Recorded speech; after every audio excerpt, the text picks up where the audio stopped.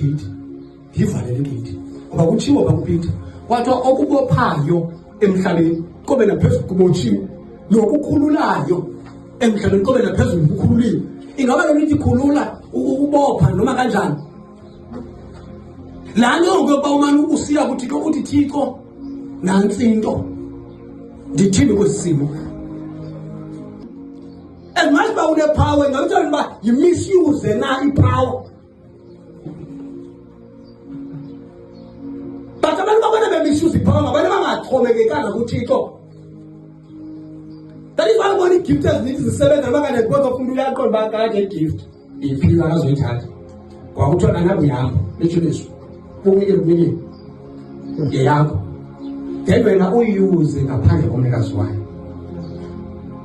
Uqonda hayi wena xa kuthiwa abantu bayagula uyaphilisa uphilisa la bembe babaphiliswa.